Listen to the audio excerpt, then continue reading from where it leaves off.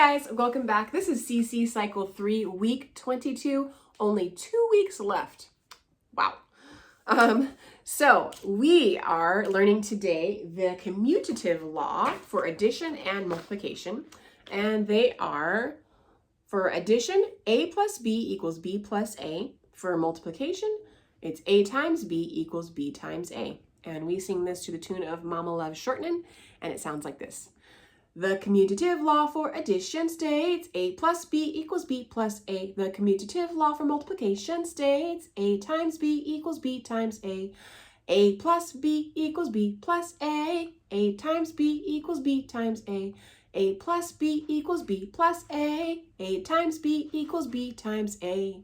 That's the tune. For class today, as we sang that tune, we had parent help. One was A, one was B. And as we sang the tune, I held the addition sign in between them, and A plus B, then they would switch places, equals B plus A, and then the same thing for multiplication, they would switch places, A times B equals B times A, and that's how we covered math. Kind of fun to get the parents involved for a change and get things moving a little bit. For multiplication, I just switched this to the side to make a times sign instead of a plus sign. And really simple. Okay, so for English, we have sentence parts. And we've been doing all of our sentence parts to a kind of a chant that we do back and forth. And this is the last one, and it's phrase. It says that a phrase is a group of words that does not contain both a subject and a verb, and may be used as a single part of speech. So what we did is I would start it out, and we started squatting on the ground in a whisper, and it was sentence parts, phrase, phrase. A phrase is a group of words. A phrase is a group of words that does not contain both a subject and a verb, and may be used as a single part of speech. And may be used as a single part of speech. So when we were squatting on the ground, we whispered this back and forth. Then we stood up, said it normal. And then for the third time around, we stood on our chairs and said it a little bit louder. And since we're going back and forth, that's basically 2 times each. And that got us through English in a really fun way. I hope that makes sense. But that was English. For history, we did Tell Me About September 11, 2001.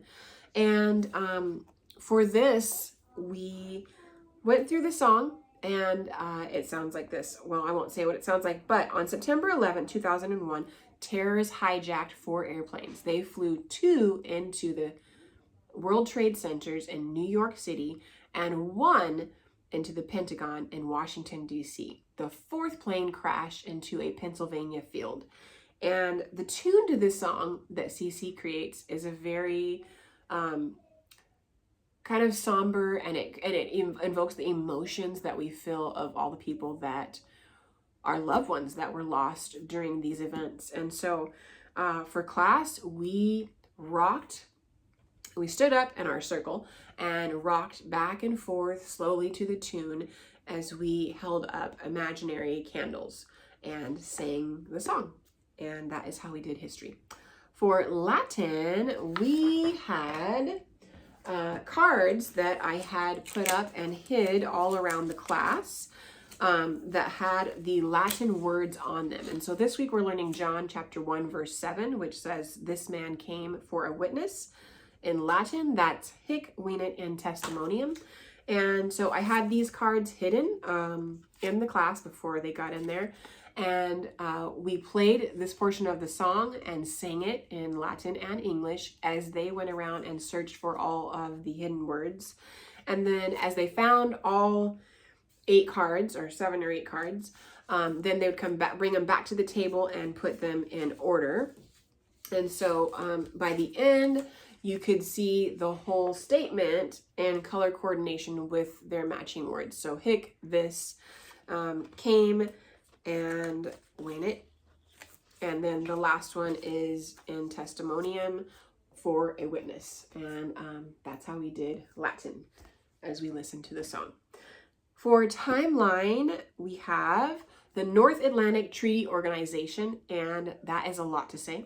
And so usually they are referred to as NATO, and so we do the abbreviations for those words, and it looks like this. N for North, A for Atlantic, T for Treaty, and O for Organization. Okay, so North Atlantic Treaty Organization. Then we have the Korean War. So this is a K with our finger pointing up. The Korean War. Then we have Martin Luther King Jr. and the Civil Rights Movement. So we do M, L, and K for Martin Luther King Jr. and the Civil Rights Movement. Rights. Okay.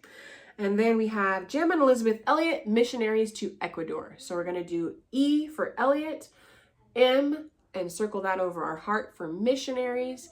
And Ecuador is another E that we rock back and forth on our hand. So Jim and Elizabeth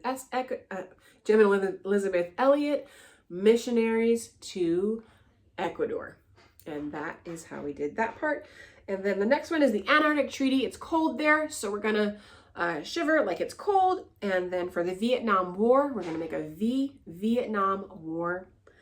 And then the last one is U.S. astronauts walk on the moon. And for that one, we do an R and we shoot that up like a rocket. So rocket, then we do the sign for individual or man, because an astronaut is like a rocket man. Okay, so U.S. astronauts walk on the moon. Okay, and that is our timeline. For geography, we have the deserts. And I have them color-coded here. And we'll see if that can zoom in. So the first one in green here, we have the Mojave Desert. Then we have the Sonoran Desert down here in yellow. Over here on this side is the Colorado Desert. Then in blue, we have the Painted Desert. And up here by the Great Salt Lake is the Great Salt Lake Desert, right up here. We are doing this, learning this always. We do the show me, tell me. So we'll point out where they are. Kids will point to it and then they'll say what that name is. Then once we are familiar with where all the locations are, and when we put it to a tune, and this week my daughter wanted to do it to the tune of Arabian Nights from Aladdin because that makes her think of deserts. So the tune sounds like this. Mojave Desert, Sonoran Desert, Colorado Desert, the Painted Desert, Great Salt Lake Desert. And that is how we covered geography. For science, we have, what does the theory of intelligent design rely on? The theory of intelligent design relies on the belief that life began as a result of intention and purpose. And I got this idea from Eric Fielkoff. I love their ideas. And the idea is that we sing it to the tune of He's Got the Whole World in His Hands. And we passed a globe around class as we sang this tune. And this is how it goes. What does the theory of intelligent design rely on? The theory of intelligent design relies on the belief that life began as a result of intention and purpose. What does the theory of intelligent design rely on? The theory of intelligent design relies on the belief that life began as a result of intention and purpose. And that is how we covered science. For review, we had some of those velvet color sheets that are kind of outlined in the velvet with markers, and the kiddos just got to color in on those sheets as we reviewed the last few weeks of review together, just going through them, singing the songs and saying the statements.